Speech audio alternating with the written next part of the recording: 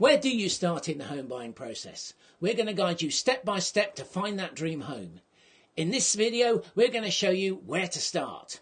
And don't forget to watch to the end, because we're going to show you a deal-killing defect you can spot when inspecting those new homes.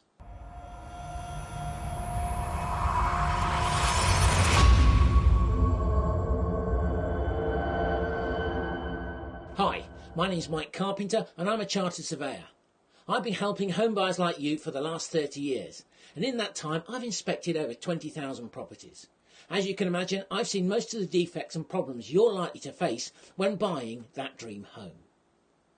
This channel is all about helping you, the home buyer, and in this section we're going to deal with where to start. So don't forget to subscribe and download the free information below. Let's get cracking. Getting organised is the foundation stone of your new home purchase.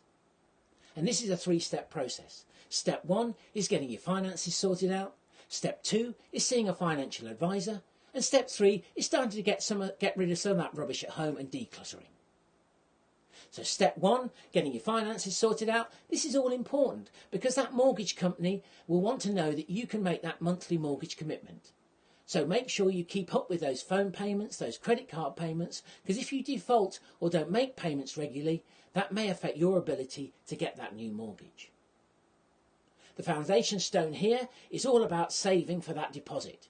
And for this, you'll need to be very disciplined in your expenditure. And here, I recommend you do an income and expenditure budget. What you need to decide here is what is essential and what is non-essential. Yes, you'll need to pay the rent or the existing mortgage, but perhaps that extra cup of coffee or that new pair of shoes or trainers is non-essential. So you need to go through this in detail, but don't be too hard on yourselves. If you do hit your target every month, then make sure you have a little treat that you budget for. In addition to this, a top tip would be to use your debit and credit cards.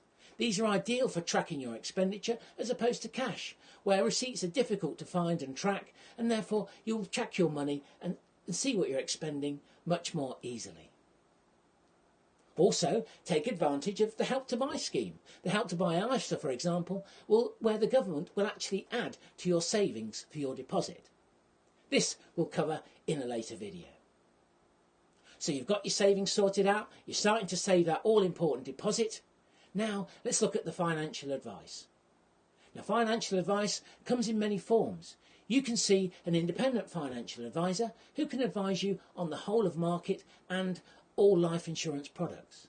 There are also advisors out there that are tied to life insurance companies, and therefore, whilst they can give you whole of market in respect of the mortgage, they can give you restricted advice in respect of the life products. There are then those mortgage advisors that are actually tied to lenders, and therefore their advice is restricted to what that lender can actually offer. And finally, you have the mortgage consultant or mortgage broker who only deals with the mortgage itself and doesn't deal with usually the life insurance products that go along with that. So it's really all about getting advice you feel comfortable with. Also, you need to consider how they're being paid. Many advisors are paid on commission from the life and insurance products you'll take out. Others will require a fee. Some get a combination of a fee and a commission.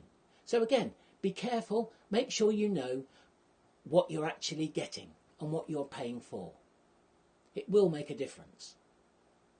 So the key here is once you've seen that financial advisor, you're going to get a mortgage in principle.